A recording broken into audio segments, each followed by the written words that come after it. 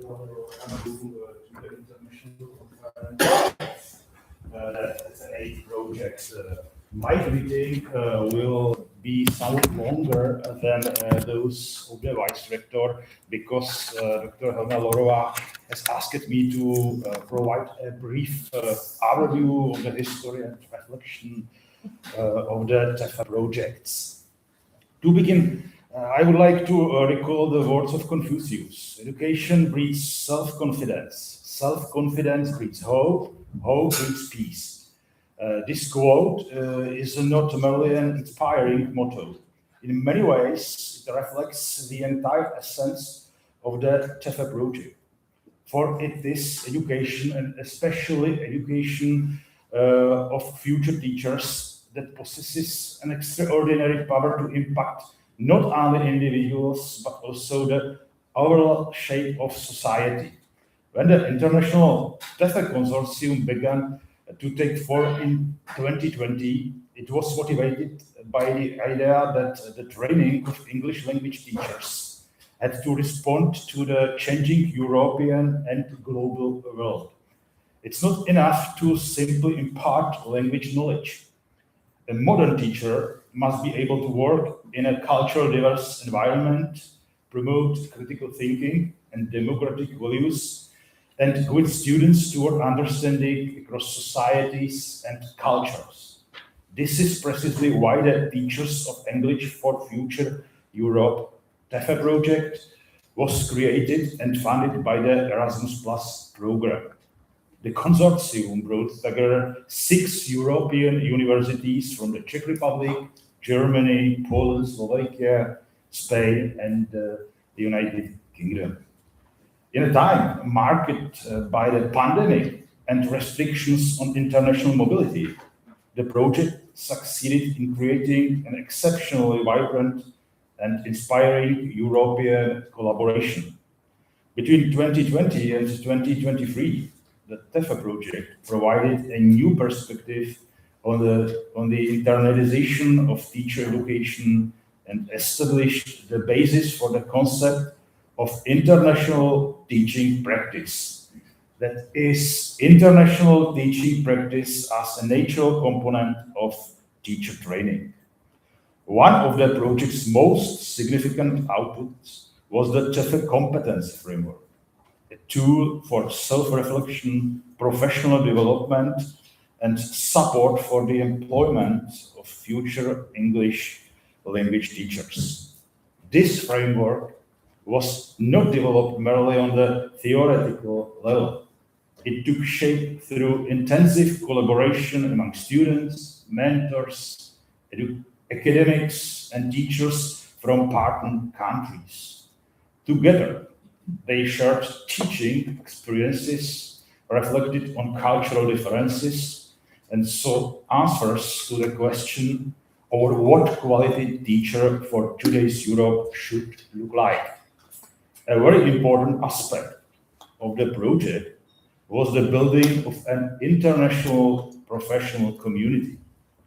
Students and educators had and continue to have the opportunity to learn about the educational system of various countries, participate in classroom observations, teaching internships, and joint workshops.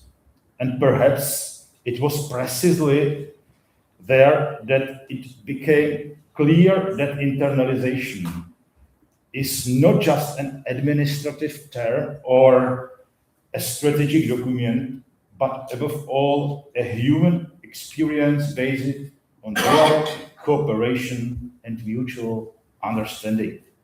The success of the TEFE project was also confirmed by the final evaluation of the Erasmus Plus program, which highlighted the quality of the results achieved and their European contribution.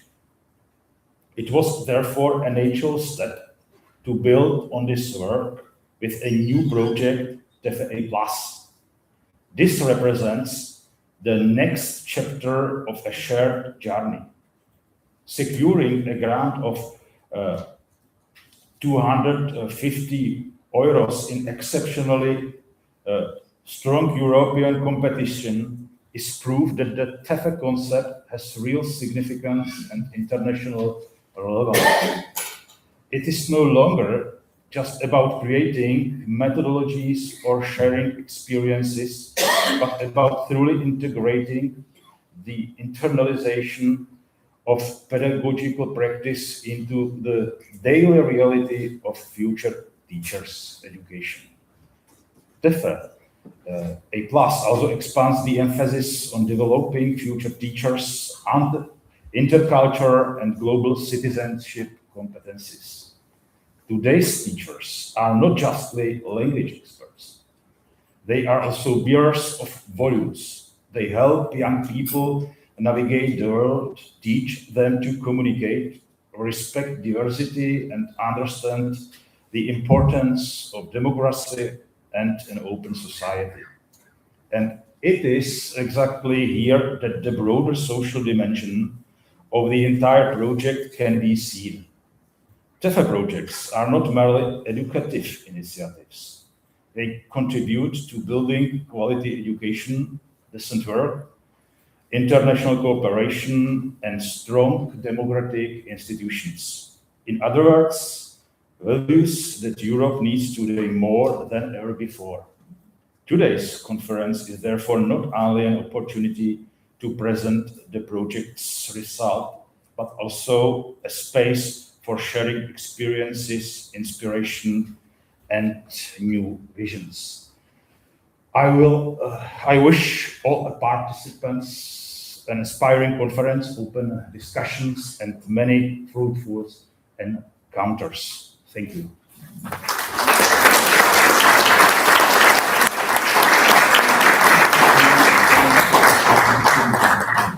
I would like to thank you very much for summarizing the essence of what we have been trying to achieve in the project over the past 3 years. And now, it's my pleasure to welcome the Director of the Institute of English Studies, Dr. Ladislav Nat.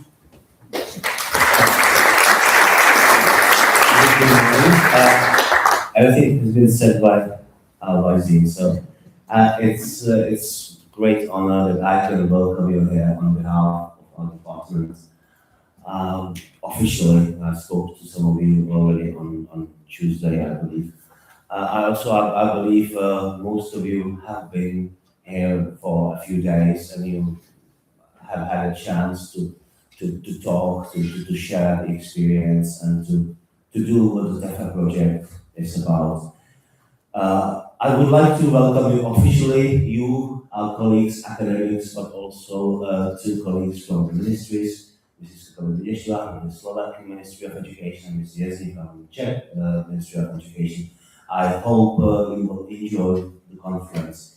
I said most of you have been with us or in this town for a few days, and I would like to use this opportunity not only to welcome you, but also to say a few words of thanks, because this conference has been suggested already, is a kind of milestone. It's an opportunity not only to continue in the project, to exchange ideas, but also to celebrate.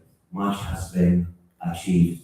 And I would, as the head of the English department here at Faculty of Arts, I would like to thank my colleagues for the job they did, Elena, Tomáš, and Eva from the French department. And I believe you will agree with me, those of you who have been here for a few days, that Helena is a wonderful host, and I think she deserves a special applause because it's been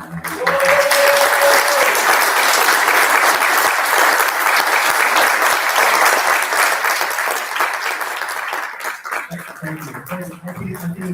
I think she should deserve something from this dance. I could only watch, the dedication and effort she and our friends put into the project. So let me kind of short. Welcome, enjoy, and let's hope to meet again in the future. Thank you.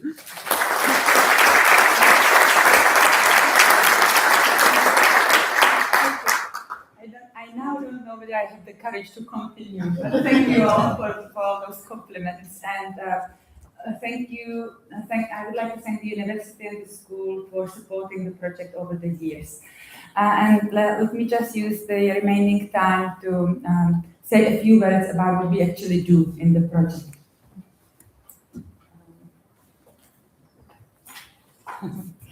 Right. I think what brings us together today is a shared belief that international experience can play an important role in teacher education, not only for students, but also for institutions, mentors, and schools. And at the same time, we all know that meaningful international teaching practice doesn't happen automatically. It requires cooperation, trust, mentoring, and a great deal of communication between partners. And this is exactly what the TEFE initiative has been trying to develop over the past years. And today is therefore an opportunity not only to share the project outcomes, as has been said, but also to exchange ideas and experiences. And it is a real pleasure that so many of you could join us today, not only to reflect on what has been developed through the project, but also to explore how we might continue building on it together. So as part of this welcome, let me just say a few words. TEFE A+ brings together universities, partner institutions from across Europe, connected by a shared interest in international teaching practice.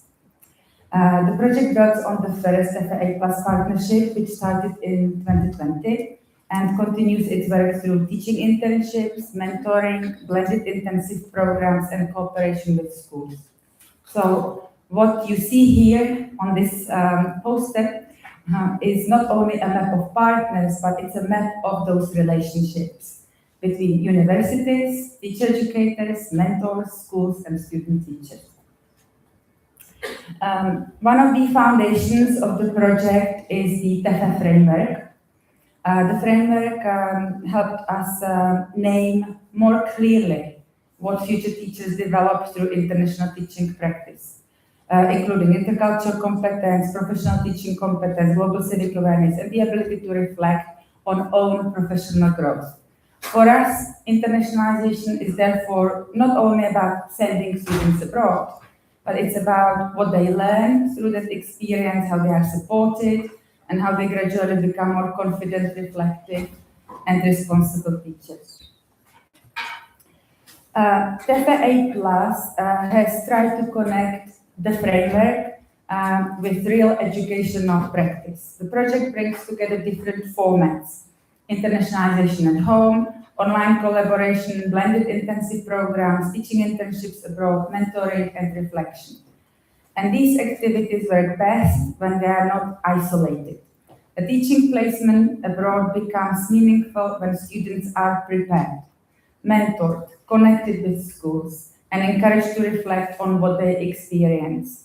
And this is where the work of many colleagues in this room has been essential.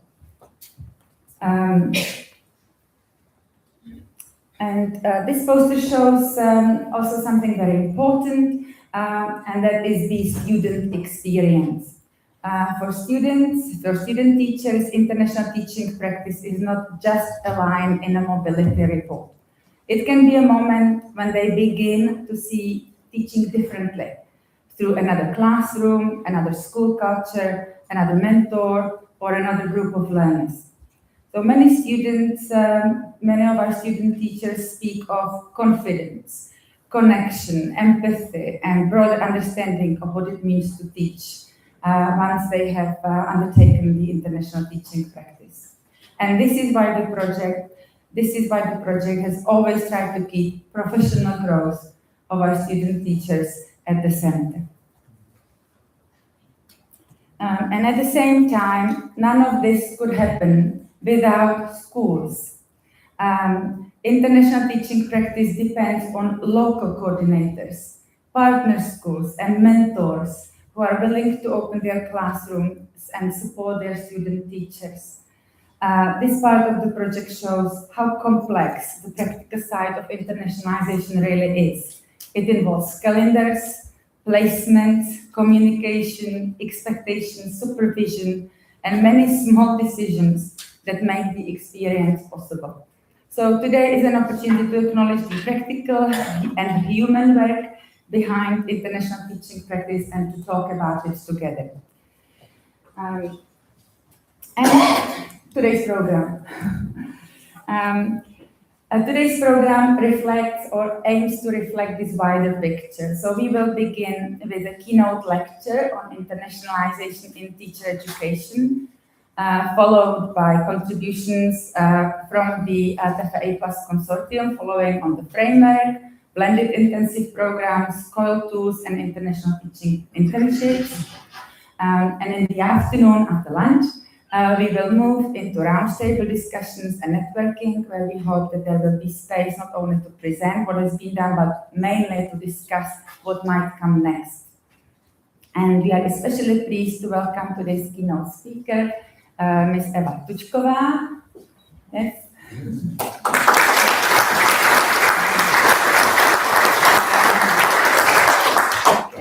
And Ms. Marketa Marani, who is on the way, who will contribute as our, honored guest to the morning and afternoon program and discussions.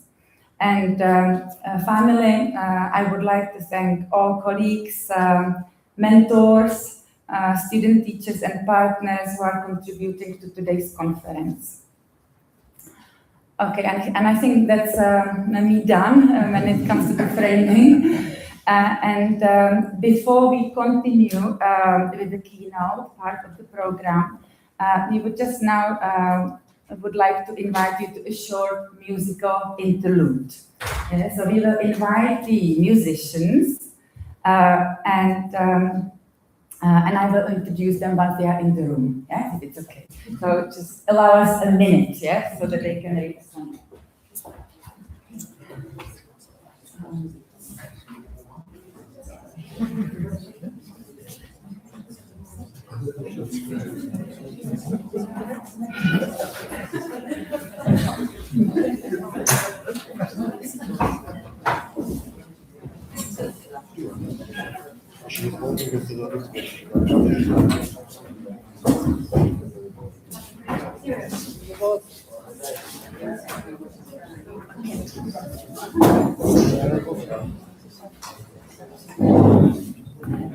As you can see, nothing is permanent, not even the chairs. Yes, you think you have a chair and then, it's gone. Okay. You're getting ready, and I think I can maybe say a few words, yeah. The bass is coming.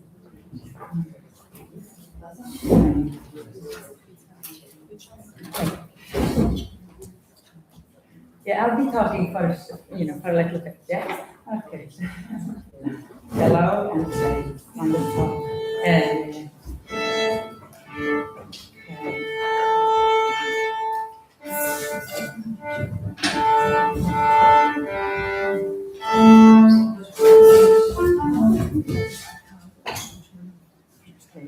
Not yet. I think you do deserve a proper introduction. Yes. Okay, the piece you are about to hear is inspired by South Bohemian musical traditions and will be performed by the ensemble Bellissimo.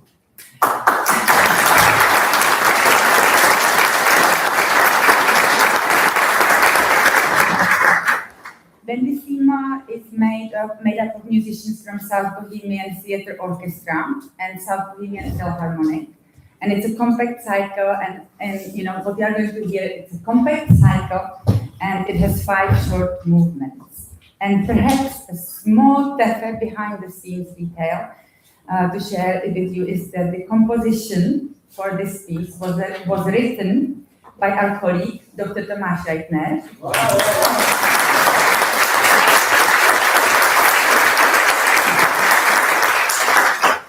Who also leads the TEFE Plus International Orchestra during many of our project events. And this TEFE Plus International Orchestra is a rather unique ensemble that brings together colleagues and participants from across our partner institutions, and several of the musicians involved in this orchestra are actually here with us today.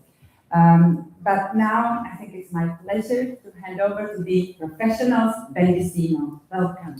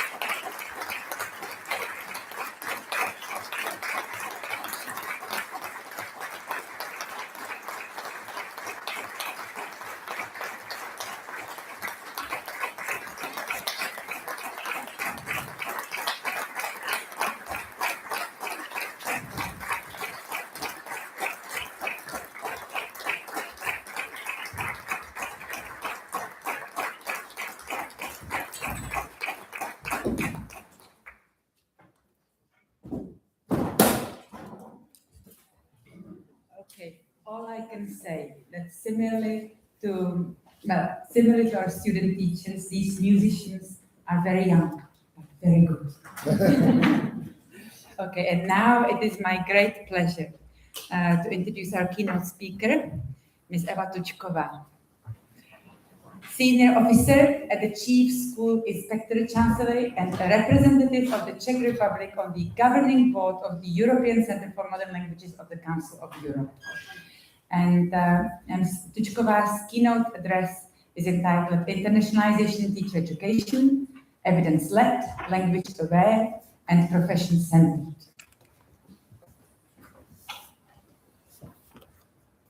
Good morning. I'm very glad I wasn't the first one to speak after this uplifting experience.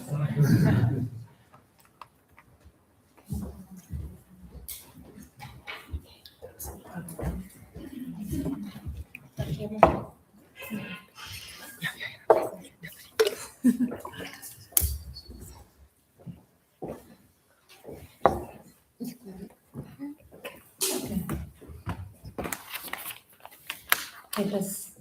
I'm a paper person. So, right.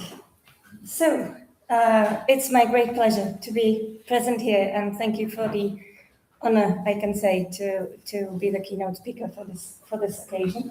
And not to forget, congratulations on the award of the TEFE Plus project. That was a great news when I found out.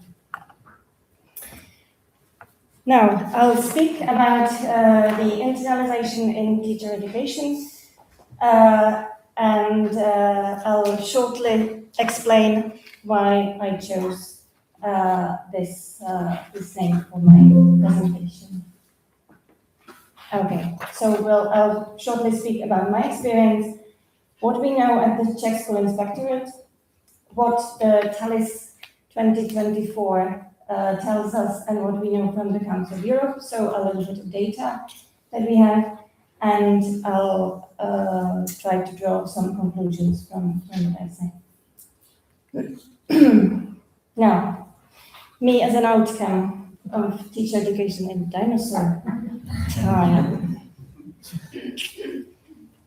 Well, I'm a teacher originally. I'm a state officer too, but as well I'm a wife and a mother. And all these roles have brought me where I'm standing now, and I'll be speaking to you using all that experience. The logos of the Czech School Inspectorate and the ECML are used throughout the presentation, and on sometimes one logo disappears depending on which data or which themes and topics I'm presenting, but I use them with pride and honor, and because I can. I was born well before the Velvet Revolution, and this brought Russian into my life, and because of my family relations, this also meant I started with English as a small girl in primary. Later on, I gained several other languages, and then I married, and I had to add even more because we moved abroad.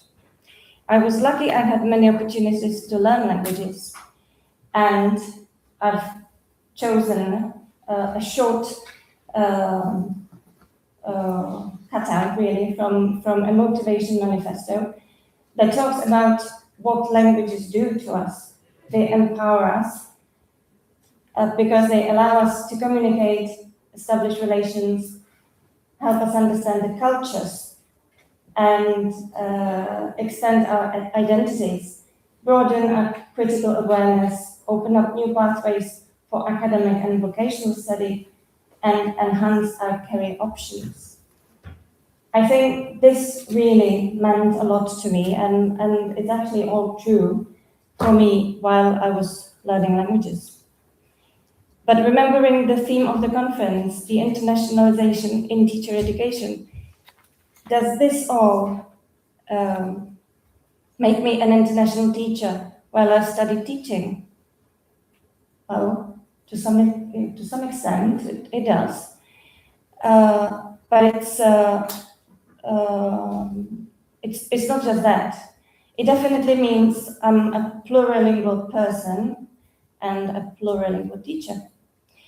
But university prepared me to become a teacher of English and PE.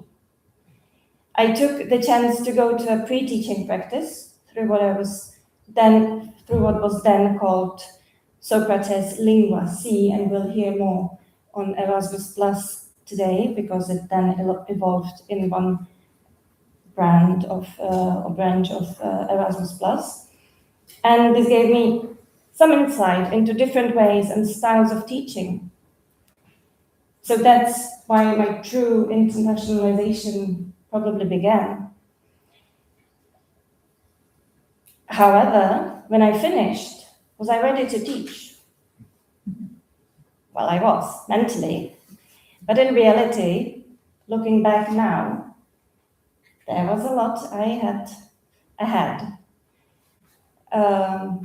And my family and my socio-economical background and the university gave me sort of a tunnel vision of what it meant for me to be a teacher. I wasn't prepared for many things that came during my practice, or my teaching practice. I wasn't prepared for effective time management, and at that time, the well-being of teachers was no issue. Also, I wasn't prepared to teach children with special education needs. I had to grab that on my way. And students and pupils with individual plans, with behavior problems, etc. It was a big bag that I had to load, actually, on my way. And also, I wasn't ready for my pupils and students not to be interested. So when it later came to my family moving abroad, as I'd had a Cambridge C2, I thought my door was open to any school where I wanted to teach. Well, it was not the case, because nobody had warned me that this would happen. They didn't want me for an English as a foreign language position, because I was not a native speaker. Luckily, now we know the CFR doesn't really count with the term native speaker, so yes, that might help. But still, they wanted me for PE, teaching sports and physical education in English, which I was not ready for.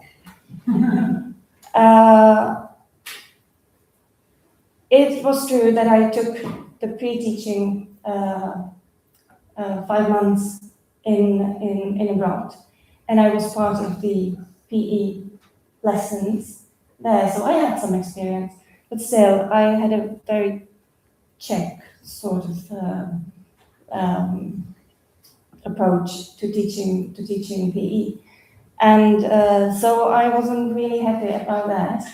Plus, I wasn't actually sure about my English in PE, because for me, studying English language and literature and PE was 2 tracks. There was no interconnection, and it was very difficult in my practice to put these things together, and it still is. Well, I don't have to do it now. Okay, so I wasn't trained for what I did in my life. Which is not that I'm saying that my university didn't prepare me well. That's not what I'm saying. But actually, we know that, or I realize that now we expect from the universities even more than what there was for me almost 30 years ago. So, what are we actually preparing the future teachers for? I'd like to give this insight into what we know that we're sending future teachers into in the Czech Republic. The Czech School Inspectorate has access to robust and internationally comparable data on teachers and students through tallies and PISA and TIMSS and ICILS, etc. But systematic evaluation of the quality of internationalization, that's it, how schools develop the international dimension of teaching and how they train teachers to work in an international context, or how effectively they share best practices from projects, that remains largely limited to schools' self-reporting in the INSPIS portal. A more in-depth thematic report by the Czech School Inspectorate dedicated specifically to the internationalization of school education is currently lacking, so I'm not able to tell you. However, some points of the quality school criteria, which we use to evaluate schools, cater for internationalization concepts, so we have some little data. Now,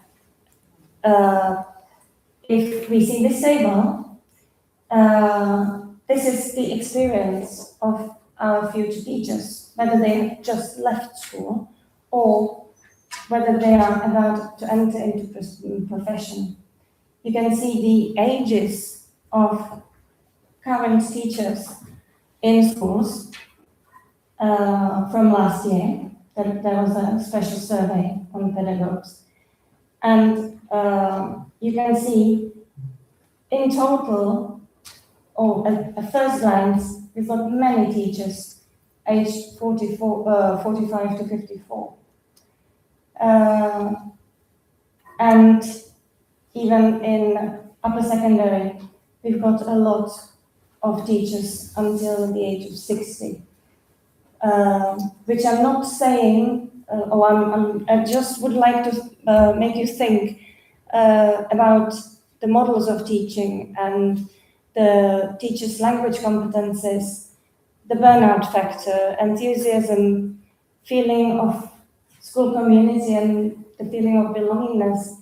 This all makes a model for the generation of teachers who are now at universities and will be coming to our schools. On average, we know these numbers from what the school headmasters say on regular participation in exchange programs and projects with schools abroad. We've got the number for basic schools at 16% and secondary school at 54%, so there's a significant difference. And for basic artistic school or basic art schools, we know it's about 43%, where headmasters claim they are into excursions and trips abroad, so they've got some form of international cooperation. Again, this is the experience of the current students. They will very probably project whatever they've experienced into their teaching. Is this really the situation that we're happy about? Or what is the chance for universities to change this? I'm just popping up questions. I'm not going to answer it, but it's just when we look at the Czech Republic, the greatest challenges of our systems, is the regions that demand targeted support.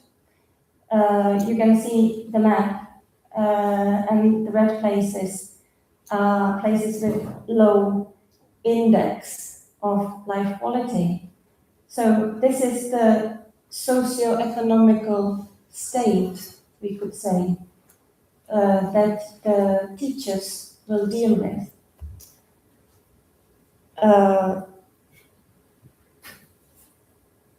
It's not just about the problem regions, which is not very visible from the map, but even in Prague or Brno or even close to České Budějovice, we have schools that work under difficult conditions. Those schools face enormous challenges.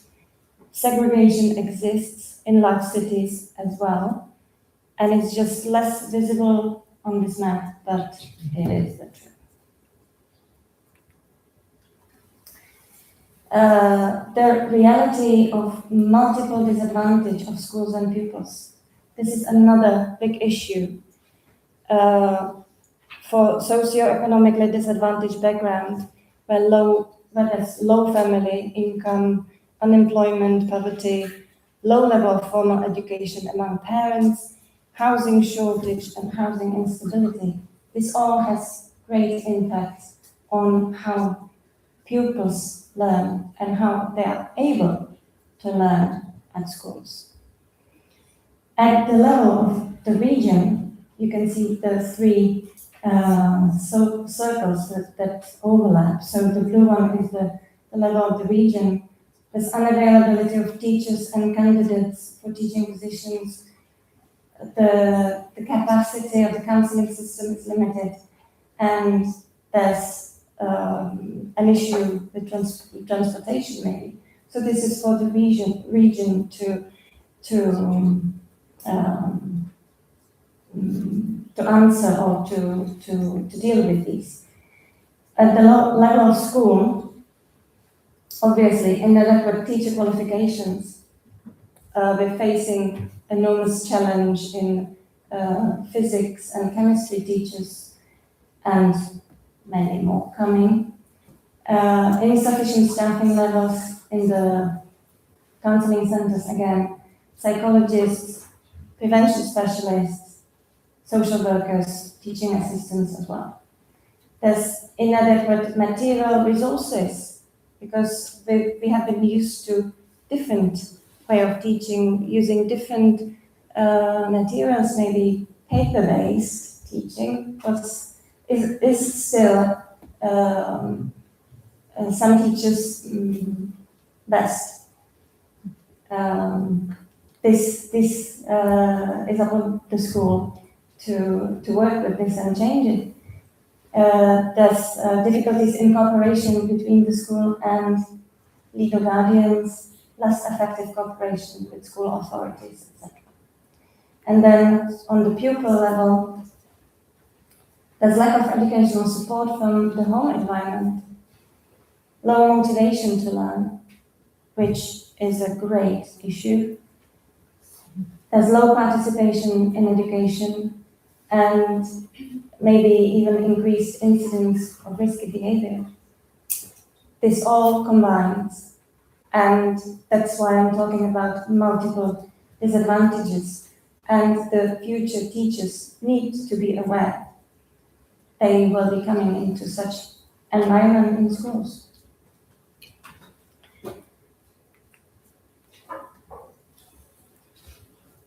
For another big weakness is what we have found out from the Czech School Inspectorate.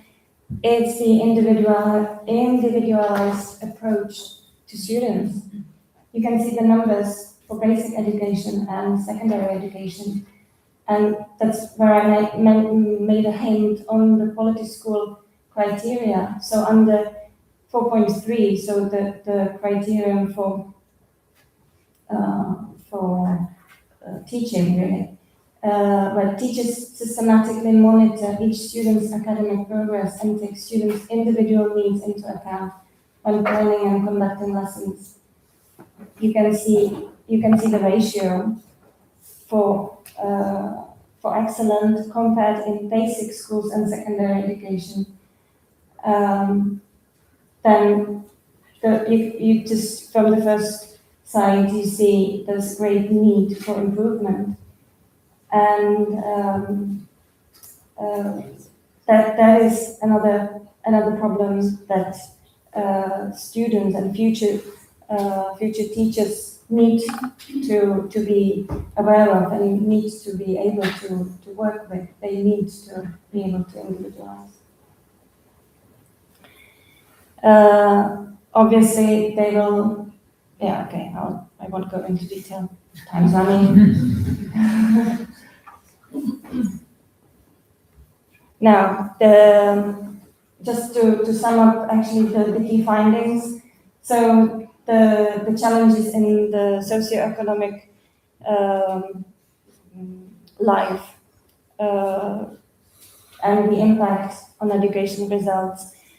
And but however, this is a positive thing actually, it appears that good schools operating under challenging conditions strive to create a positive learning environment and are characterized by a high level of commitment among their teachers. This is another thing that the future teachers should know, that if they are committed towards their own qualification, their continuous professional development, or whatever the topic they deal with, and if they try to create positive school climate, and if they find ways to motivate students. This is exactly what will help. What will help them, and what they need to acquire, what they need to think of, and what they need to get ready for. To sum up, the general goal is to break free from the socio-economical status of the children or of the pupils that they will teach, because this is a huge problem of our country, the dependence on the sense of pupils. What we know from the TALIS, from the OECD survey on teachers really and teacher opinions, the results reveal that the Czech education system is facing a situation where long-standing issues must be addressed in order for the profession to maintain stability. Teachers are satisfied with their profession and are among the European leaders in the field of technology and IT and AI as well. On the other hand, the profession's appeal among young people is declining. And this is a problem, obviously. The prestige has been low for a long time, and beginning teachers face significant stress when they enter schools. The results of the OECD's TALIS show that teacher satisfaction with their working conditions has increased in recent years. So this is, again, something positive, but does it really have impact on the future teachers? And despite the preparedness and high motivation, the profession is losing the appeal. I'm sorry, I lost my line.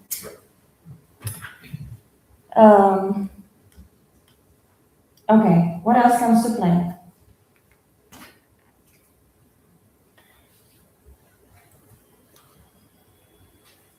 I'll now skip to, or go forward to the Council of Europe theme and the European Centre of Modern Languages.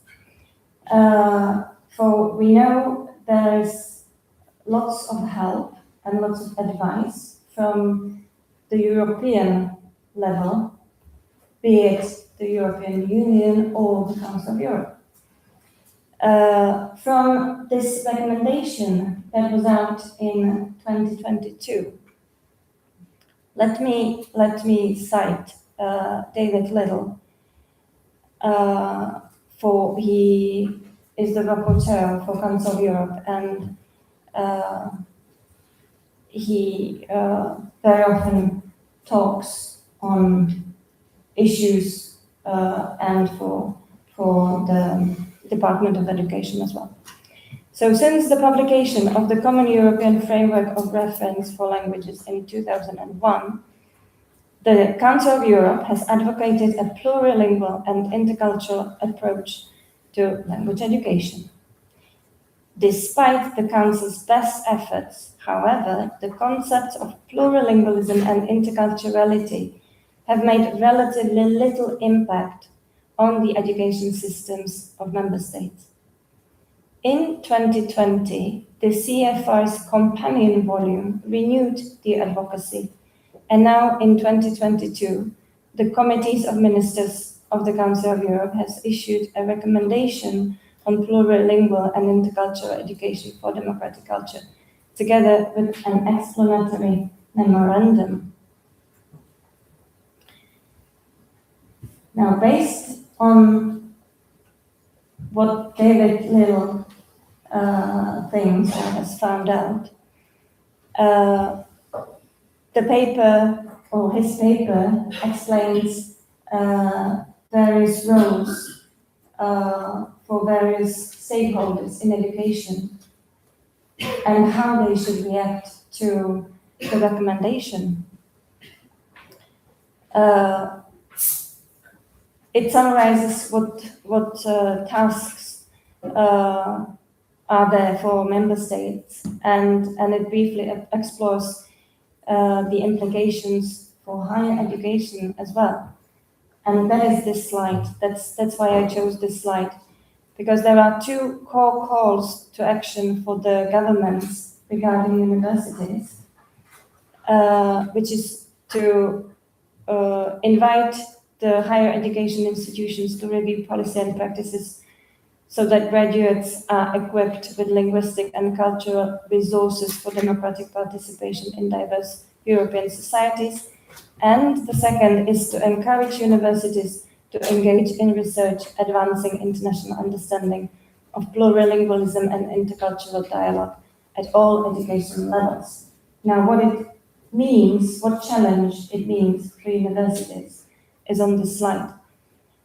So, the problem is that languages are very often treated just as curriculum components, but not as a cross-cutting dimension.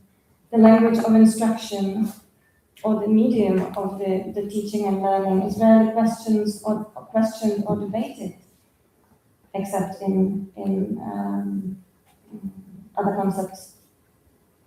Plurilingual and intercultural education requires rethinking both dimensions, what students bring and how all disciplines use language. There's a suggestion for the starting point and for the institution language policy.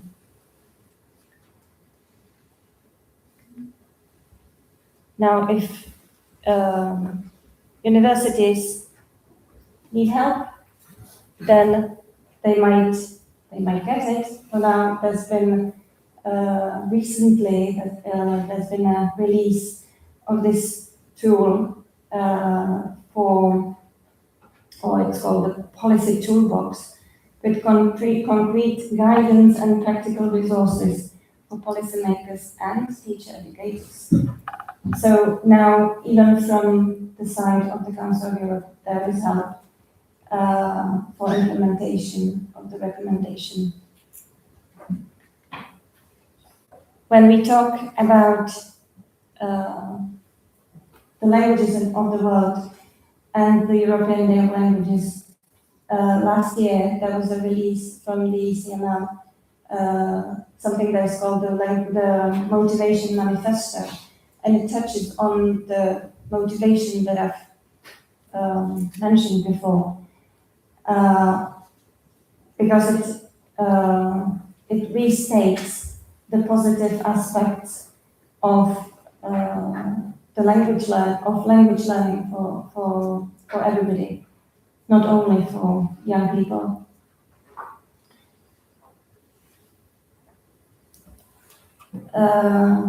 There is one thing I think the future English teachers need to be aware of, and that is the English has become a lingua franca, as we say, and it's given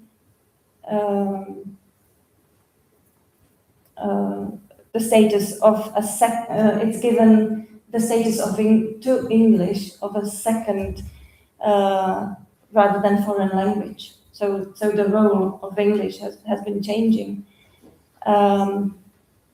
The proficiency in English has come to be regarded as a basic educational skill. But to limit second or foreign language education to English alone contradicts the very essence of European identity. If the vision that inspires plurilingual and intercultural education is to be realized, teaching and learning multiple languages must be a strategic as well as an educational and methodological priority. Results from the 2023 Eurodis key data and then the 2024 Eurobarometer show that there's positive progress in the knowledge of English as a foreign language. And it's almost 70% of young Europeans who report that they can have a conversation in English, and that is 9 percentage points higher than in the previous survey. That was in 2012. So that's by 10 or 11 years later. However, very little progress has been made as regards the learning of other foreign languages. I'm running out of time. All right. So this is what the students also need to know, that it's not only about English, but it's about using English as a tool, maybe for many of their future pupils and students. This is just the leaflet reiterating the manifesto. And what are the outcomes of what I've said? The internalization must follow national evidence, which means there's a clear claim for working with data, showing future teachers our current challenges, and telling them or helping them to search how they deal or how they could deal with them, and what the foreign experience is, how they deal with the same challenges abroad. It needs to be grounded in teacher professionalism.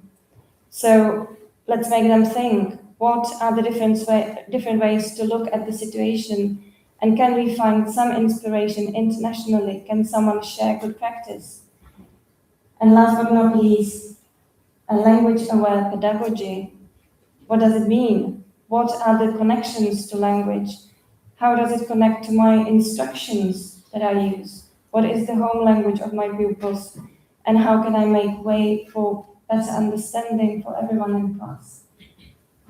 These are the concepts for supporting equity, individualization that I've talked about, quality of education, and the evidence-based decision-making and evidence-based education.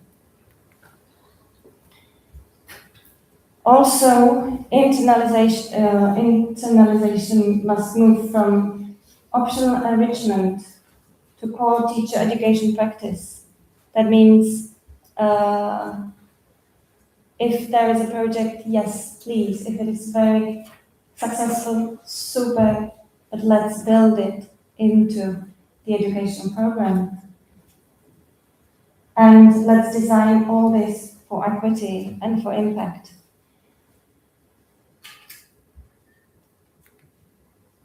If we make students understand and future teachers understand maybe just this picture, and if they feel the difference in it, and if they understand the difference in it, we might this might be a great step forward into their teaching practice, empathy, and being good teachers. Thank you very much.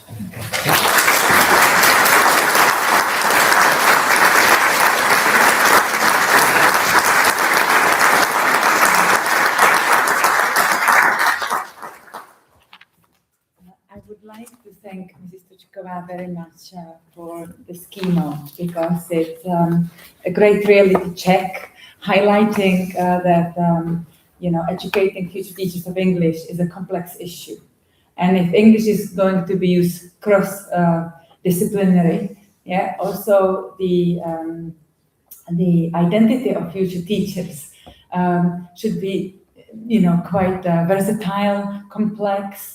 And, students need to be ready for all kinds of situations, and also understand that the role of teaching English has changed over the years. I think, modern teachers have it a lot more difficult when they walk into the classroom these days than, when we had it, what it was like for us so many years ago. It's just different. It's just different, it's different. Okay. If you agree, I will not open the floor to questions and answers now. Because we will have the afternoon, the round tables, when you will have the opportunity to interact with Mrs. Tuchkova on an individual basis, and we will explore together some of these very important themes. And now, you'll have a short break, 10 minutes, yes, for coffee, refreshments, and bathrooms are on the left-hand side of the, left-hand side of the corridor. Yeah, and we will welcome you back in about 10 minutes. If possible. Okay. Thank you. Já jsem moc omlouvám, ale protože vy jste byla perfektní. A to složitý, jo, je to prostě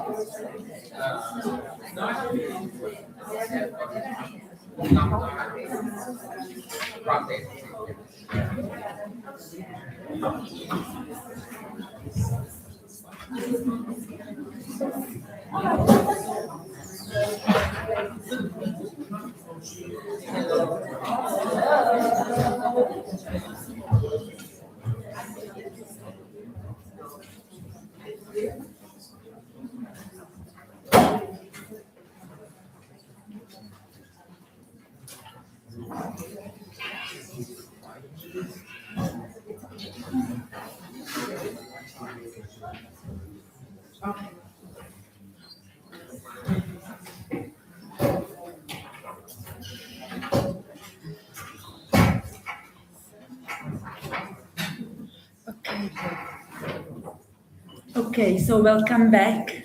I hope you all have had a little bit of little bit of time to refresh yourselves, yeah, and get a drink. If you've got a cup of tea or coffee and you brought it here, it's fine. But just please, give the cups and all the dishes back, yes, to our assistants, yeah, because they are counting. This is university, I'm sure you know. So I promise to only, introduce the second part of the program and then I'll step back, yeah. So this is not a one-person show. So in this second part of the morning program, together with colleagues from the TEFE consortium, we would like to briefly introduce some of the main outputs and activities developed during the TEFE A+ project. And we would like to begin with the TEFE framework, which was originally developed during our first Erasmus Plus project, Teachers of English for Future Europe, and later became one of the important foundations for the TEFE A+. So together with Dr. Nora Tarcei-Scharfenberg, I would now like to briefly introduce the framework and the thinking behind it.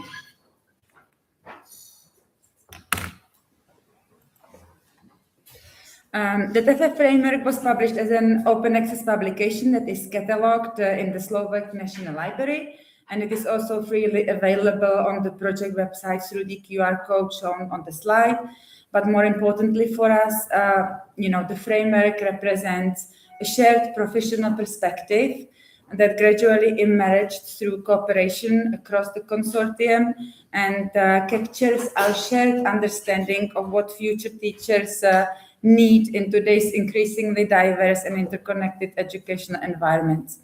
And one of the practical parts of the publication is the TEFE competencies chart, which we now actively use both with mentors and student teachers to support teaching practice observations, mentoring conversations, and reflective activities during the international placements.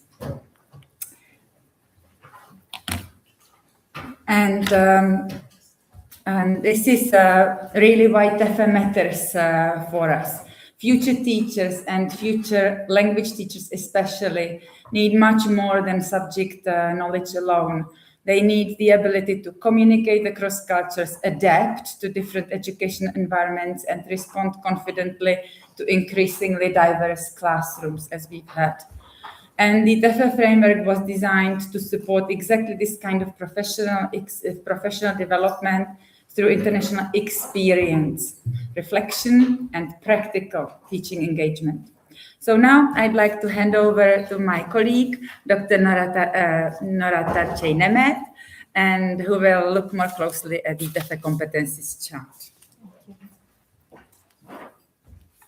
Thank you. Jó napot kívánok! I'm from Hungary and I represent Ötvös Loránd University in Budapest.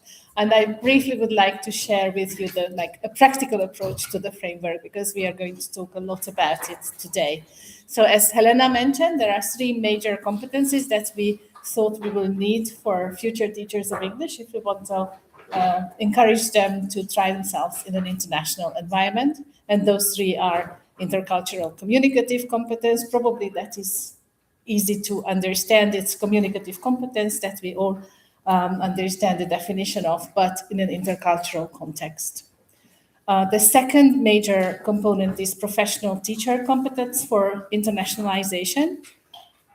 Those are the competencies and skills of teachers that we educate them for generally, but again, we looked at how those would be different, or what additional competencies or sub-competencies our teachers will need in an international setting. And finally, global civic competence. By that we mean the local and global challenges that we have also mentioned and our keynote speaker referred to today already. So today, in this session, I'd like to just briefly introduce how it works in practice. Basically, there are 2 major components. One is the theoretical background with definitions of the competencies and examples for awareness. And the second part is a self-assessment tool that we designed for teachers, trainees, and educators as well. So let's start with ICC, intercultural communicative competence. It matters, we think, because in the globalized world, we'll probably expect our student teachers to be actively involved in global competencies and the global classroom. So we thought that they need to have the competencies to communicate effectively across cultures and apply intercultural principles in teaching. So there is an example that you see. So they maybe need to adapt the same lesson to different contexts, national or international. And this is how the framework works. The first 3 columns that you saw in Helena's slide describe the competence. So the first 3 are the theoretical approach, competence, descriptors, and awareness and understanding. And the second 3 will show you from the self-evaluation tool. So here is an example. The descriptor, you see the descriptor, the awareness in the first part, so just so that you saw it better. So for example, in this particular competence, the descriptor would be the candidate demonstrates curiosity and openness and is able to suspend disbelief towards other cultures while suspending belief towards their own. So it's a pretty complex description. And how it works in the self-assessment tool, this would be kind of the advanced level. We'll give you some time to read it for yourself. So those who use, and again, you can access this on our website. You have the foundation level, the intermediate, and the advanced level. So it's not only used for understanding where you are or in this process, but also gives ideas for development, for future professional development as well. So the next competence will be described by my colleague, Dr. Jana Streifenberg.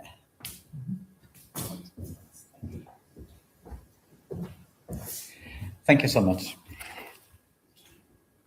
The second main part of our TEFE framework is professional teacher competence for internationalization, because as teachers are mainly trained within a national framework for working in a national framework, it can't be taken for granted that teachers start to explore international or European options. And it can't be taken for granted that they have the competencies to work and move on a transnational level. So we define several competencies teachers might need to be able to access this additional dimension. And one example is the competence for advancing continuous professional development, or CPD. And I really like this one because professional development, continuous professional development, is really a thing which is important for all teachers. But once we go international, there's a special gist to it, which brings both new complexities, but also new opportunities. So, for example, if we look at the awareness and understanding level, we can see that candidates who want to go international need to display a proactive, positive, and systematic approach to advancing their own CPD, maintaining a record of it through a portfolio, no matter where they are. They need to be able to track their CPD across countries and across contexts. And if we look at the self-assessment tool, we can see that, of course, there are new opportunities as well. The advanced level, for example, reads, I believe that CPD is vital for me, personally and professionally, maintaining a growing portfolio of it. I seek out local, national, and international opportunities to grow personally and professionally in areas in which I know I am weak. And this advancement into an international area really is an additional competence to know that, for example, with the European level, with Erasmus Plus, you can do teacher trainings in other countries. You can do job shadowing in other countries. You could become a mentor for international interns through TEFE. And knowing of this, being aware of it and using it, is really one of the main competencies we want to work on. The last part is global civic competence, GCC. And this is something which really is grown in importance over the last decades. But we think it is especially important for English teachers once we acknowledge that English is not only the language of Britain and the US Americans, but also the language of Nigerians and South Africans, and really a global language which is important all over the globe. And if we see English really as a global language, that means that we have to discuss global topics in our classrooms, that global topics like sustainability, social justice, and ethical values, that democratic participation should have a room in English language and really all language classrooms across European contexts. And one example competence in this part would be applying and mediating the principles and values of GCC in all aspects of personal and professional life. In the awareness indicator, we can see that as a first step, teachers have to be aware of this. They have to be aware of the global relevance of the work they are doing in an English language classroom. And they have to be aware that they should have a responsible attitude towards themselves, others, and the communities in which they live and work in. And again, if we look at the self-assessment part, we can see that on an advanced level, teachers should be willing to actively engage and contribute to the civic and professional communities they are a member of, whether it's local, regional, or again, international. Because through international corporations, teacher can be part of an international European community, which they can actively shape and use to advance their teaching. If we look at this from a professional side, we see that professional growth is nothing which is linear. Professional growth can happen in bursts.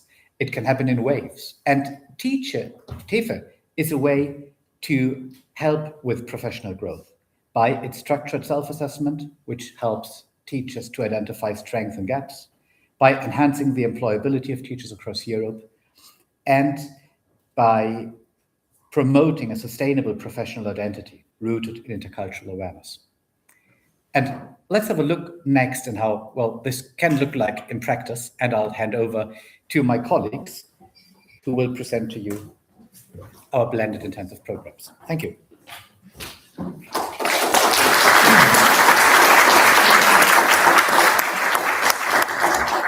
Yeah, thank you, Jonas. And the next part is on the blended intensive programs. You probably very often hear BIP, right? That's what it stands for.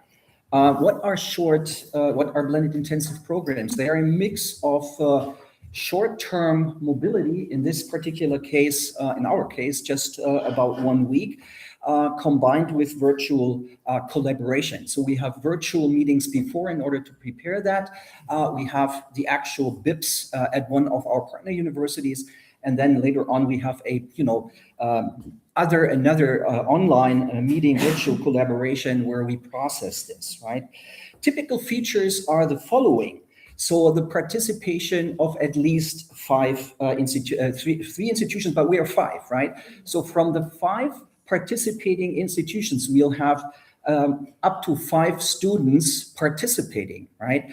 And you remember when Nora presented to us this ICC self-assessment to see the world with different eyes, right? If you're exposed to a class observation, you're going to in a different country, you're reflecting upon that, but not only do you realize how much you're stuck in your own sort of environment, educational environment, and its modus operandi, later on you reflect in a group of transnational students with 4 others from 4 different participating universities. So that brings about 10 to 20 participants together in such very important exchanges.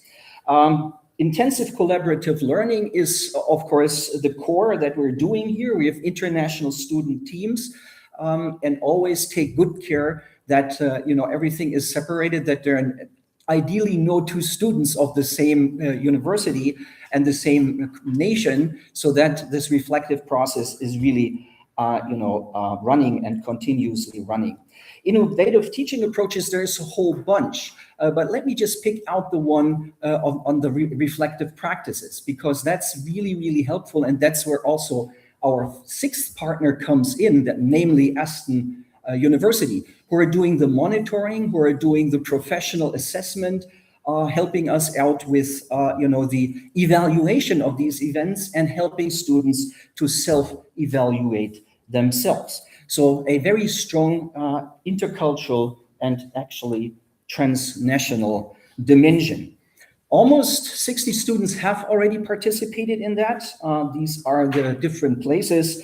Here in České Budějovice, Passau, Pamplona. The next one will be in October again in Passau at my university.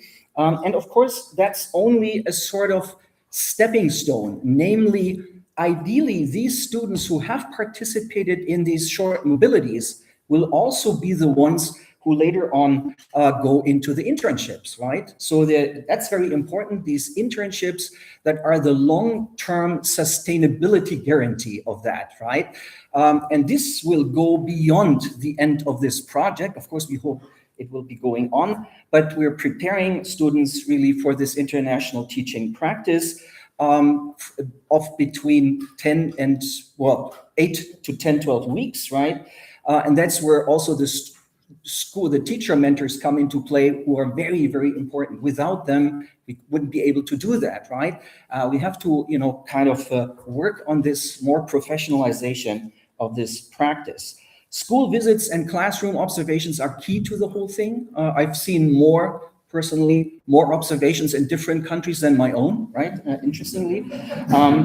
And of course, the reflection in transnational groups and bringing in sort of all these kind of looking beyond the horizon of your own environment. That's immensely important. Without that insight, you can't go on and process that knowledge, right?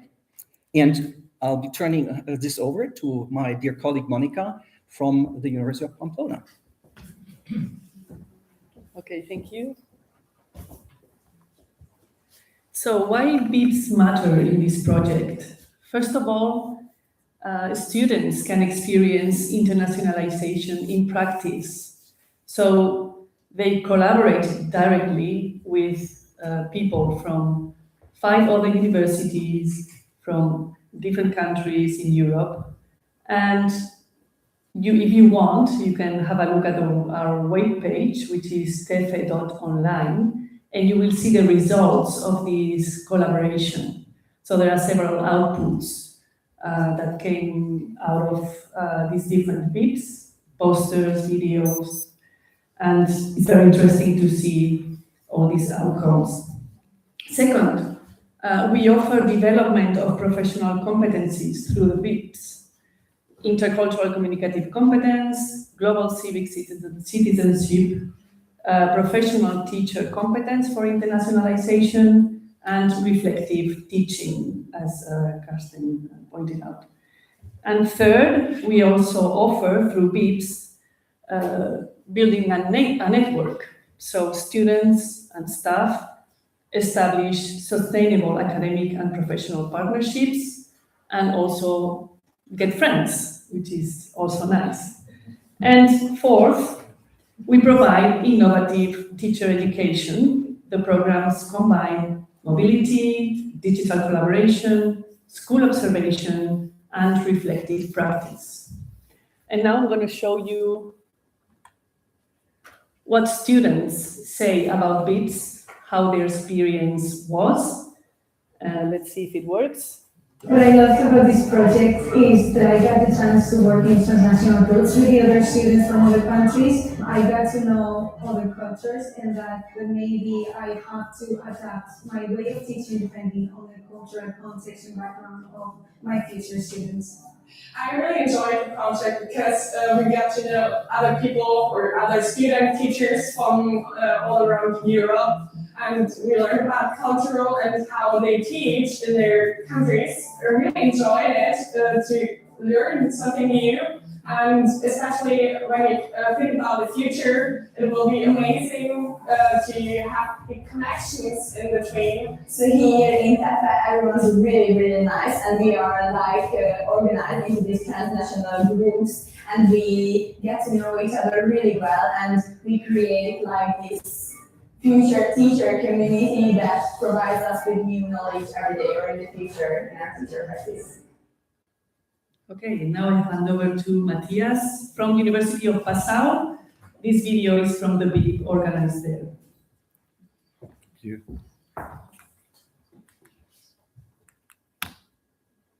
No. What I love That looks good. So, what did we achieve through our BIPs? For the students, they increased intercultural competence and they got greater confidence in international teaching environments by working in this transnational groups. They could experience this working together and having maybe differences, but overcome differences and work together and learn from each other. And of course, they enhance their employability by those new competences they gain, and they are not that common actually in teacher trainings yet. For the universities, of course, we strengthened our collaboration. I mean, just imagine having like 15 academics, university teachers sitting in one room from 6 different universities, 6 different countries, and coming up with one class, teaching together, all together in 1 week, with one goal. I think that's amazing. And of course, we got out there stronger, and we had drinks afterwards, of course, as well. We shared our innovation in teacher education. We learned from our best practice examples. And of course, the BIPs are the perfect chance to make collaboration sustainable. They are funded by the European Union, by Erasmus+, and the funding is quite good, I would say, what helps a lot. For teacher education still remains quite heavily bound by borders. So even we in Passau, we are on the border to Austria, like Austria. From my place where I live, it's a 10-minute walk. So, but if it comes to teacher education, there's a wall. And this wall, we try to break down this wall if we have to, because we are one Europe. So we try to integrate the international practice into our curricula by using the BIPs. And of course, we try, like we heard, new models for reflective, competence-based teacher training. So, and like always, it's better to hear the students talk. So we brought another video. If you want to see more of those videos, you can find them on our webpage, TEFE.online. No, wrong way again. Hello, my name is Adela. I'm from the University of Southern England in the Czech Republic, and currently I'm here in Barcelona enjoying my stay here. Let me show you. This program wasn't just about delicious food, exploring the city, or staying a great tour. It was about connecting with teachers from around the world, sharing ideas and learning together. I have gained a deeper understanding of how cultural differences shape the classroom, and I feel more confident than ever so that my teaching even. Here's to growing together as teachers. That's from us, and we hand over to our colleagues. And there she is. There she is. There she is.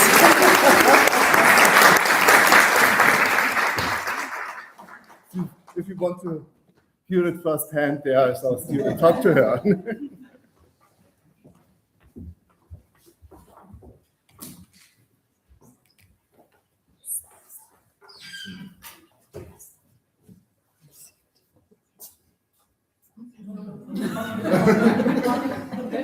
This one?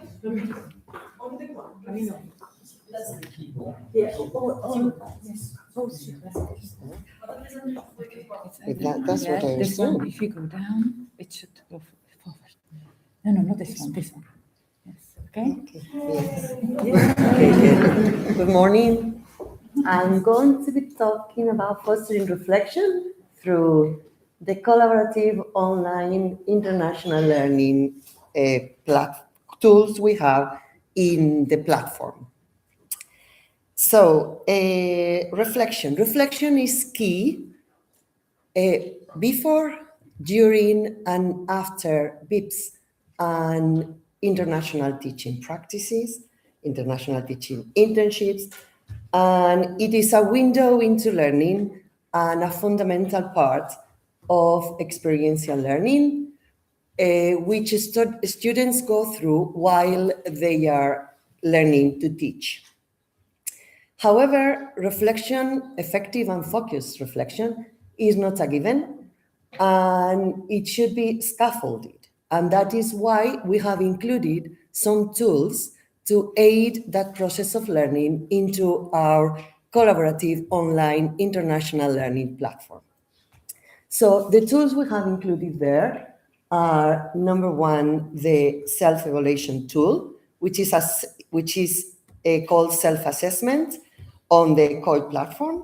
It is a private resource, and it is organized into the 3 competencies my colleagues have been talking about. So you will see an explanation of the tool, of what it includes, and then when you click on Start the self-assessment, you will need to register because it is private, and we want to know how many people are, to keep track of how many people are doing it. After you complete it, you get a total score and a level, a main level, and you also get individual scores for each of the competencies and levels. As another colleague said before, the 3 levels are foundational, intermediate, and advanced. Then once you get that, it refers you to the relevant part of the TEFE toolkit, which is the second main tool I'm going to be talking about. So the TEFE toolkit has 4 parts. The first 3 parts are the 3 competencies of the framework, and in each of those competencies, there are a different number of tasks which you can complete, or you can tell your students to complete. And then there are also 3 individual reflection forms, which can guide students' reflection generally while they are in their teaching internships. And now I hand over to my colleagues from Aston University to explain more about reflection.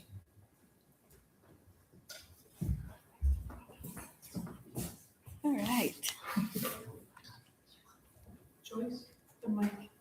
Yeah, hold on.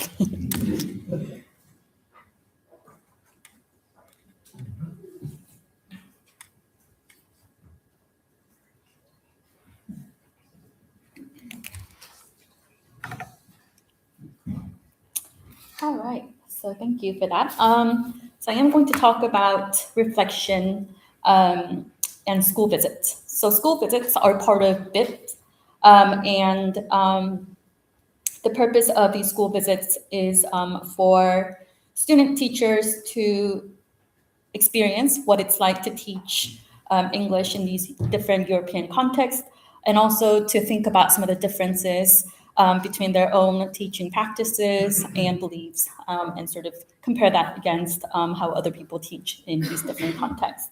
So on the website, in the Google platform, as Camino just mentioned, you can find the observation forms that you can use during the school visits, and also the reflection forms that you can use after.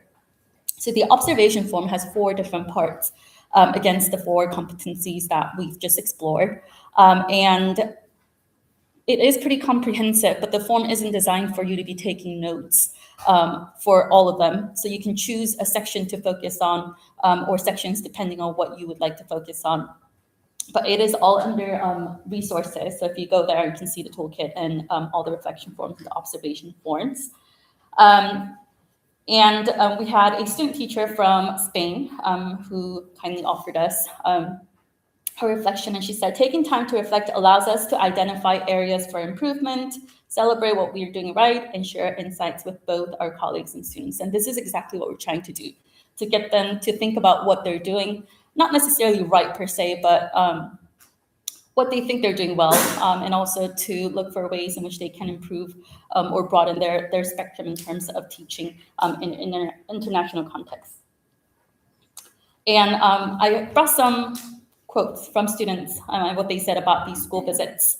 I've highlighted some keywords here, some multicultural dynamics, different experiences, looking at how teachers employ different strategies, inclusive environment, multicultural classroom, again, extends beyond language. So it's not just about looking at how people teach English, but really sort of reflecting and thinking about what it means to teach English in this multicultural context.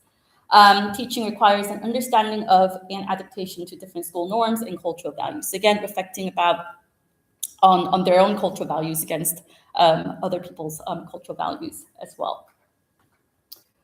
Experiences help me recognize what I would like to include in my teaching and what I would not. So again, sort of comparing against what they like and what they think they can include in their future classrooms. I have never been so eager to start my teaching practice. So that was really nice of them to sort of show their eagerness to start teaching. So I'm going to hand over to my colleague Noor, who's going to talk about bits and questions. Hello, everyone. Okay, right. So our colleagues in the previous part of the presentation talked about BIP, and so what I'd like to do is now give you some examples. Oops, sorry, I'm pressing the wrong one. This one. Right. So what happened after BIPs? We decided that for reflection to take place, rather than give the student teachers a form on the final day of their BIP to say, okay, like, fill this form in now, what have you taken away?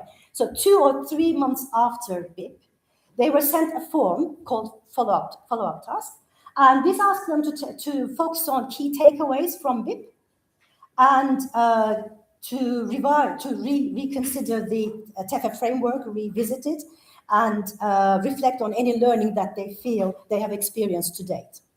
And I'm not going to read all of this, but it's important that one of the things that's coming out quite importantly is that first-hand experience of internationalization when they experience these is absolutely crucial, coexisting with different cultures together and so on.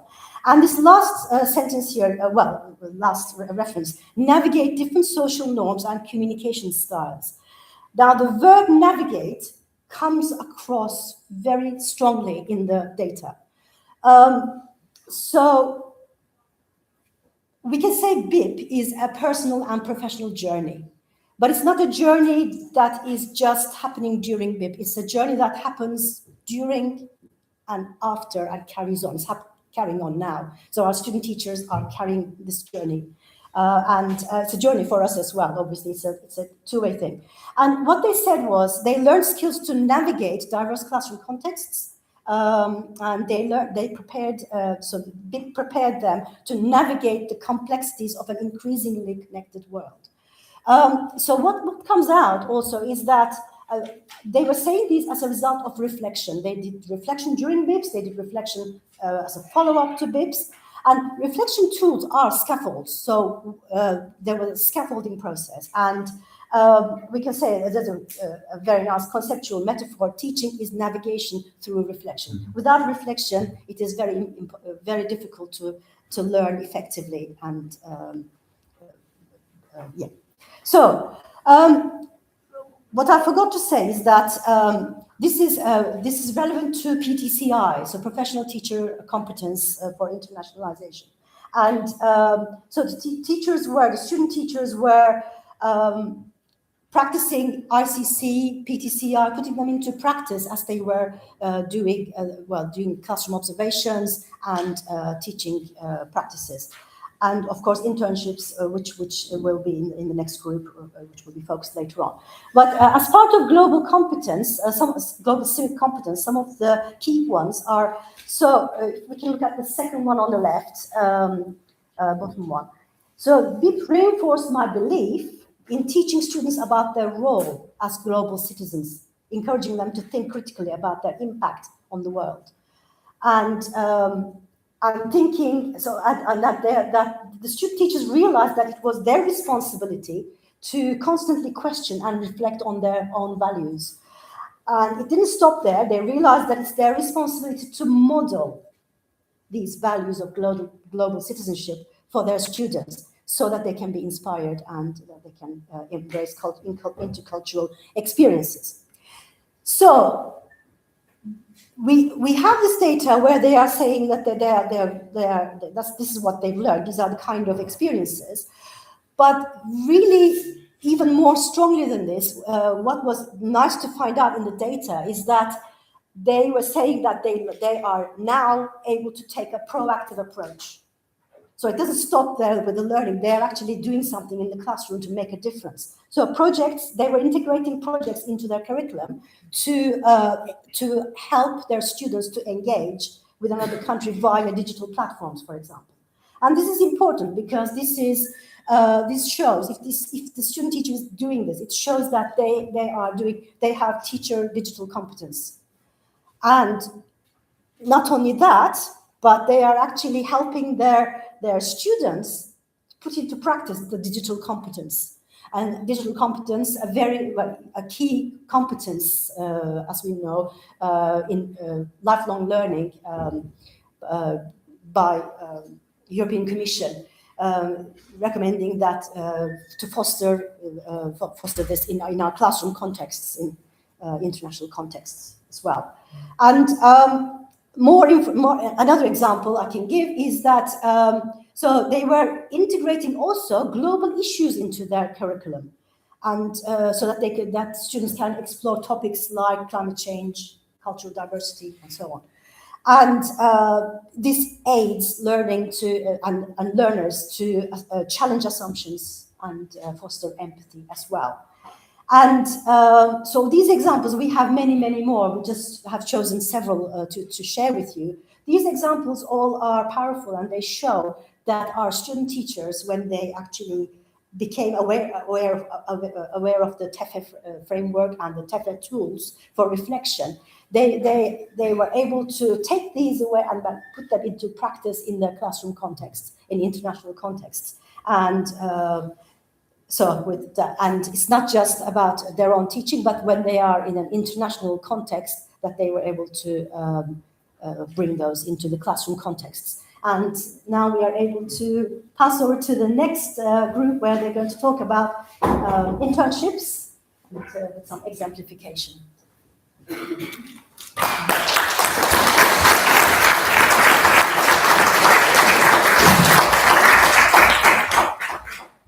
Hello, lovely to see you. We will be sharing on the international teaching internships. You will hear us using various expressions or terms for this. So pre-service teacher, intern, internship, internationalized teaching practice. This has been one of the huge challenges of this project. Camino and I had a very serious discussion about whether it is a student teacher or a pre-service teacher in the last few years ago, and I don't think we love each other, but you know. Anyway, so out of the BIPs, and it's not only out of the BIPs, because the students that do this are not only those that attend a BIP, but international teaching practice or internationalized teaching practice is an incredible opportunity for our students, because becoming a teacher is not just about methodology, as we well know. It's about real teaching practice in real classrooms with real students. Have a picture in your head. You can see them. In contexts that you are completely unprepared for. And those contexts are not only national, across border, but they are even in the same school. So this is an opportunity for them to see it in a different light. Why does it matter? As my colleagues have repeatedly said in every single presentation thus far, globalization is a thing. And there is, I would also say, EU values are a thing. Matthias says he lives 10-minute walk from Austria. In Bratislava, we live a 10-minute drive from Austria. We also live a 17-minute drive from Hungary. So, and from the Czech Republic is a little bit farther, but language is similar. Okay. Hans Stefan Vos, who you've seen his name, Hans Stefan. You've seen his name previously and you didn't register. He was in the first project, and he led the office at Passau for practicum placements. This elderly gentleman who believed in internationalization with every cell of his body, okay? That an English teacher or any language teacher is not only a language teacher, but a mediator of culture, no matter what we do. And so we would like to share with you what we do. Okay, so Ildiko. Thank you, Lynn. So I would like to give you the big picture of our international traineeships. Basically, these are international placements for future English teachers. And this is, as you heard earlier, this is what the BIPs prepare our students for. The framework for this is usually an Erasmus Plus mobility grant. Sometimes the trainees combine this with, so it's either an internship or a study mobility, or sometimes both, which makes things a little complicated for administrative purposes, but we are managing. The duration is typically from 8 to 10 weeks. So this is how long they are going to do their teaching practice abroad in another country, in a completely new environment, with completely unfamiliar rules and social practices sometimes. And of course, in a completely new educational school culture. And yes, pre-service English language teachers and fresh graduates can also participate in these internships. And I would like to ask Teresa to continue. Go back and forth. Yeah. Okay, so now for numbers and hard facts, basically. This is what we achieved so far in this project. We have sent 37 students abroad so far. 36 have completed their internship and 1 is still in progress. And of those 36, we had 26 unique mentors. So that means 6 of them have done it twice or even more. So that's also a kind of good advertisement then that they said, yeah, this is nice. I would like to do that again. And over the course of the the course of the project, we saw growth in numbers. So the first year we had a few, and then we got more and more students who were ready to go abroad. And I think that's also because the students who went abroad already, they might have told the others back home that they had a nice experience. And so students get to know about us more, and more students would like to do this. And as you can see, there are a few destinations that are popular among the students. It's no surprise that Pamplona is the one that's the most popular, but also here České Budějovice and Passau are also popular destinations for internships. But yeah, Bratislava and Budapest are really nice as well, so we can encourage everyone to go there. Yes, they're really happy to take on students. How does the procedure actually work? So when we have a student who is interested in doing the internship, the first thing they usually do is they contact the coordinator. But even before that, we would like them to be prepared. So we don't like to send the students just abroad and that's it. We ideally they have done the BIP before, as has been mentioned by my colleagues. So they are familiar with the TEFE idea and the framework, and about they know about the competencies. They know about how to reflect their own competencies. If they haven't been to a BIP, that's also possible. Then we either do an individual briefing, so we invite them to talk to us, and we tell them about the project and about all our ideas. Or maybe they also have participated in other internationalization activities in their home university. So that depends on the student and the institution. So when the student is ready, they first go to their coordinator, and then we sit down and talk about their preferences, when they would like to go, what they would like to teach, which type of school. The intern then fills out this form where we ask all the basic information, and the coordinator then contacts the TEFE coordinator of the institution that the intern would like to go to. The TEFE coordinator there then arranges the internship in the school, and once the internship is confirmed, the intern can start the Erasmus process. So our internships are funded by Erasmus+, which is the standard thing in the European Union. So they either apply for Erasmus Plus traineeship or the study mobility. That's both possible. Then, which is the standard Erasmus procedure, they sign a learning agreement either with the school or the receiving institution, the university. Of course, this process, this is just a standard general process, but there are small differences and changes depending on the institutions and the individual cases. Then, when they start the internship, they usually teach 20 to 25 hours a week at school, and usually they do a progression of first just observing and maybe helping with administration. Later, they may also assist, and they also all do some individual teaching, maybe 15 to 20 lessons, but also that is really individual and depends on the school and the intern. And I think my colleague will say a bit more about what they actually do in school later. When they do the study mobility, they combine teaching in the school or internship in the school with university coursework. So sometimes then they do a bit less hours in the school, so they still have time for university.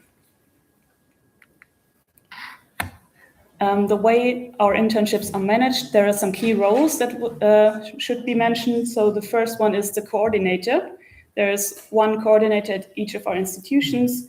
For PASO, that would be me. And also Ildiko here is the coordinator in Budapest, and Lynn is the coordinator in Bratislava. So all of us are working together for the internships. And we are the persons that the interns contact first. And we are also the middleman between all of the others. So we connect institutions, students, and schools. So we are also responsible for incoming interns and connect them with our schools. Sometimes there's also an administrator who helps with paperwork and logistics. Sometimes administrator and coordinator are one and the same person. That depends on the institution. Yeah. And of course, there are internationalization offices, and their responsibility is all the Erasmus stuff, and they handle the learning agreements and give out Erasmus funding. And once the interns go abroad, the mentor teachers, the local mentor teachers are the ones responsible for them, and there they are the key persons in the internship. Yeah, you can see this is a bit, we have multiple perspectives and multiple things to do. So when we establish these internships, we realized we need to establish some standards and we need to establish some documents and common procedures. So, for example, this sheet that you saw earlier, this application sheet, this is something we came up with to just make sure we have all the information right away. And also we produced an academic calendar to make sure that everyone knows when they can go, because our semester times and also our school years are very different. And sometimes the preferred time for an intern to go abroad might not actually fit the school year in another country. Because, for example, Bavaria has a very late summer holiday in comparison to others. Yeah, and we also have a school catalog online. This is also something you can look up on the website when you are interested in which schools we actually have. So over the course of our of coming up with the internships, we realized what we need and we came up with that. So you see, yeah, many things just happened through collaboration and just sharing also what we know and what our experiences are, and to make it happen. And I'll hand over to my colleague again. Thank you. Thank you. So you got the big picture about the international placements for teaching practice, and I would like to talk a little bit about the interns' responsibilities when they go to another country, a completely new school, to start their teaching practice. Okay. Of course, we try to do it gradually, and by this I also mean that it's become, for example, good practice in Hungary among my mentor colleagues, that they pick up contact with the trainee who is about to come to our school or to their school before the visit, and they talk online in Zoom, and they get to know each other, and they sort of get to they help the student teacher learn about the context where they are about to travel.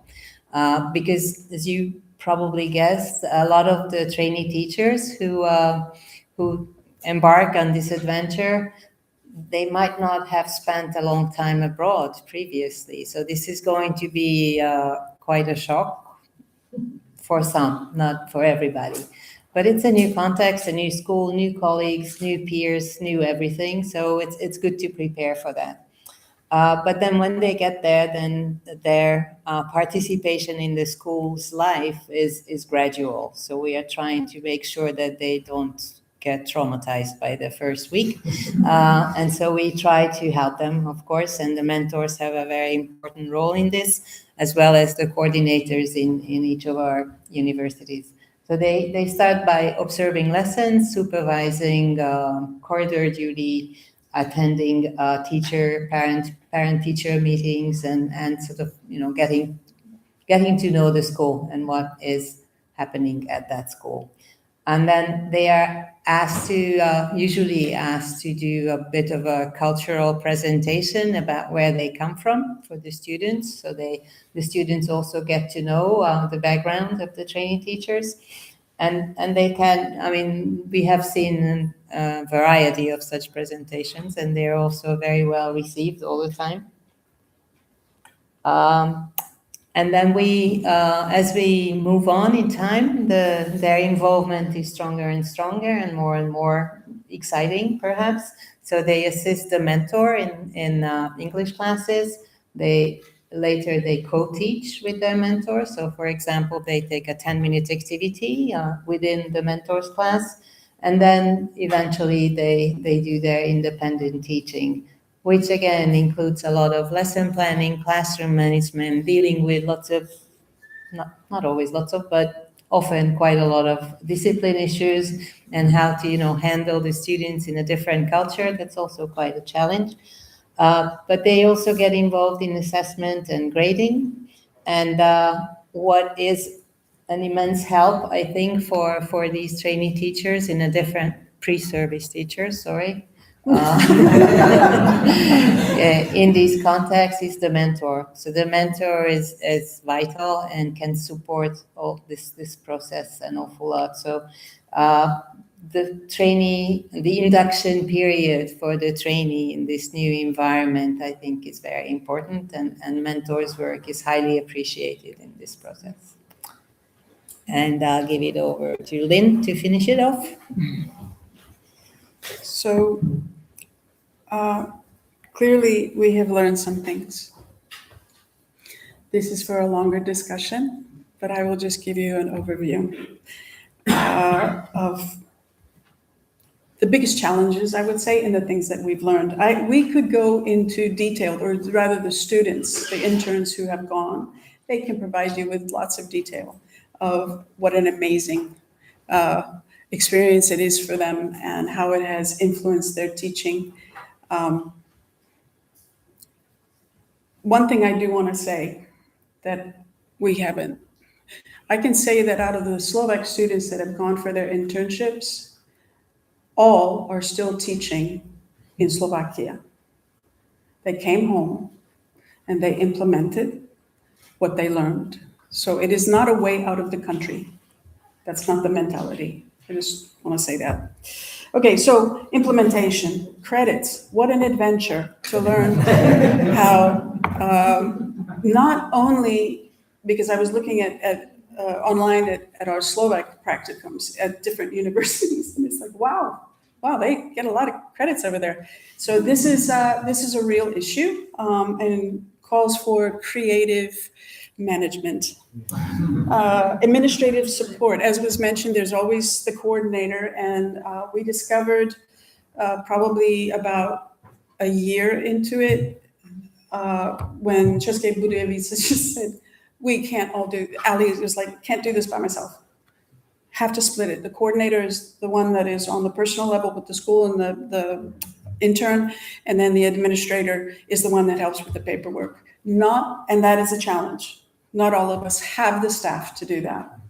So yeah, that's an interesting. Collecting intern feedback has been fascinating and reflective practice as such, which happens, all these documents that we've created are also include reflective practice for the intern after they have done it. Also, while they have done it, they can do it with us as coordinators, one-on-one, or there is a section where they do by themselves. And that has just been fantastic. However, keeping track of all your interns is quite the challenge because they don't like emails, just like us.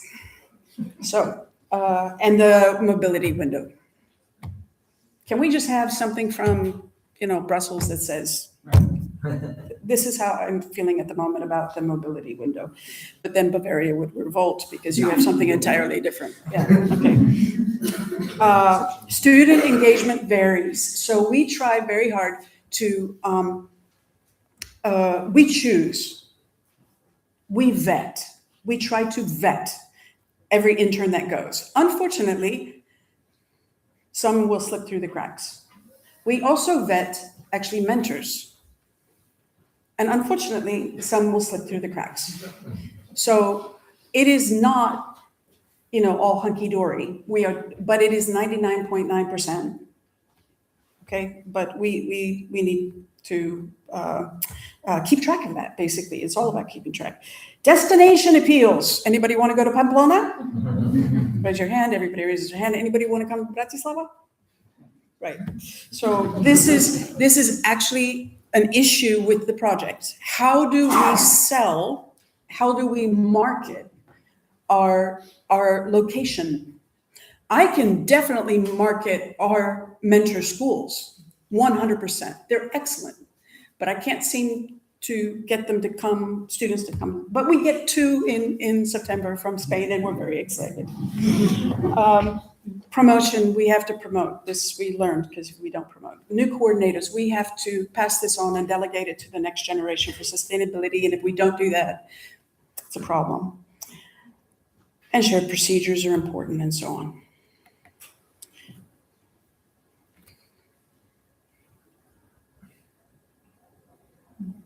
Why does this matter? This is why this matters. It's generational, and it will be passed on and passed on and passed on. I'm not going to say more about that. The internship combines mentorship, real teaching, international exposure,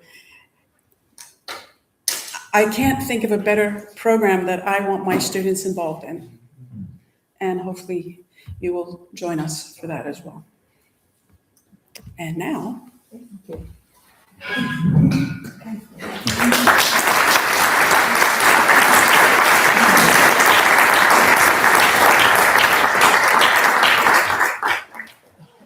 So this is it.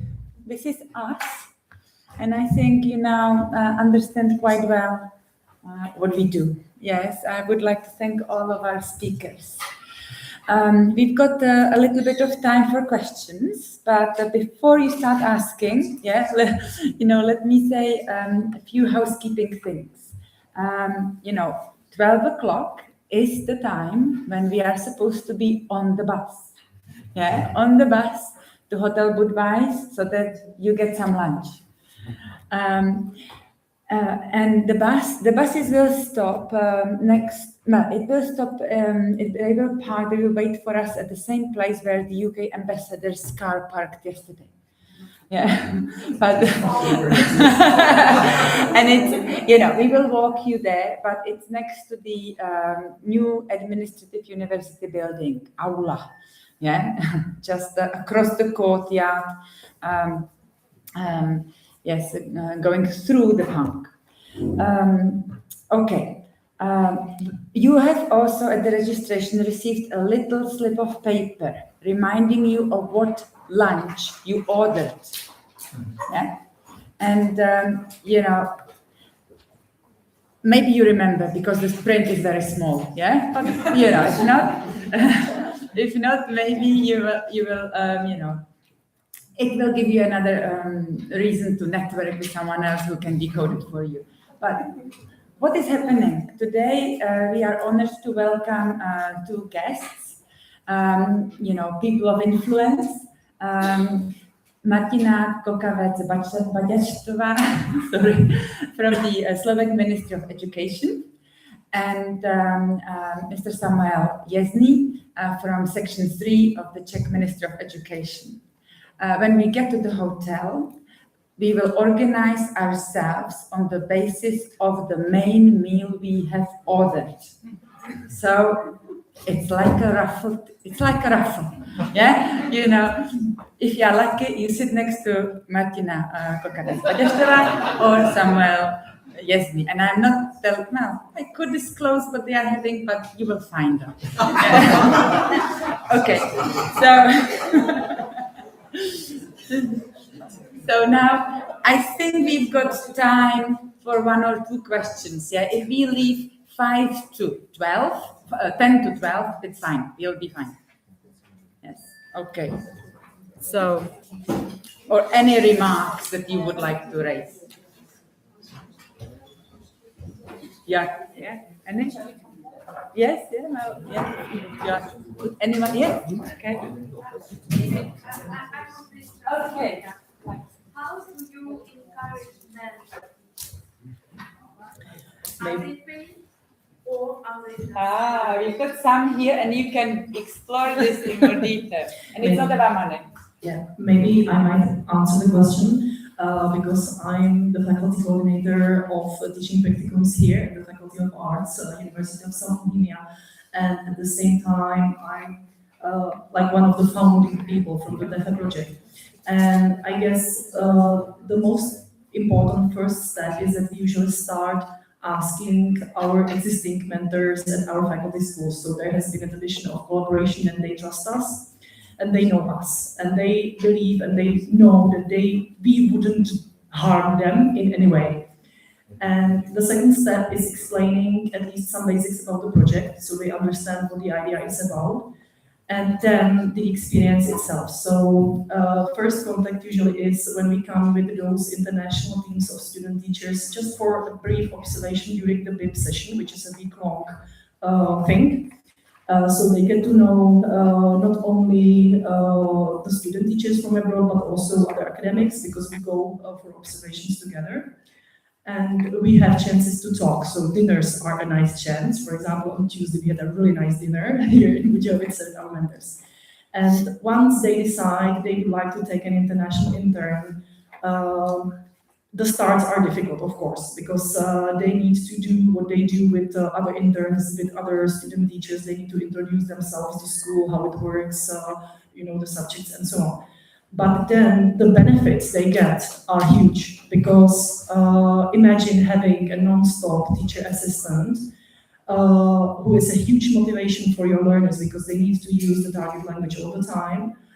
Another benefit is that this intern brings not only the English-speaking culture, but also another culture of his home nationality. And then usually most of our student teachers have double major subject combination, which means that they are able to teach in English their other subject. And they also get actively involved not only with that one mentor, but they are there, usually they collaborate with multiple teachers, because the schools want to use them as much as possible.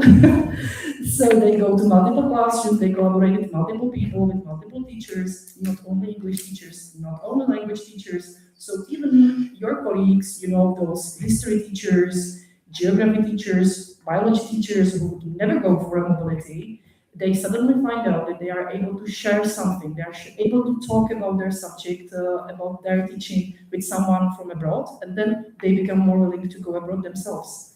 Yeah, and that's it. Yeah, and once the mentors experience all this, they are very willing and very happy to accept more interns. Yeah, so usually the schools, once they experience this, they keep us asking, who else is coming and when? Send us more.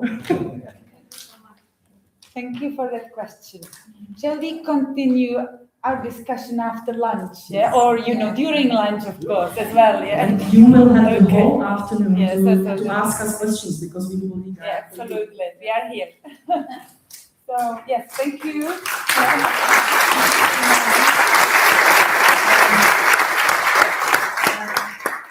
Okay, and our student teachers will guide you to the buses, and we will wrap up and jump on, as well.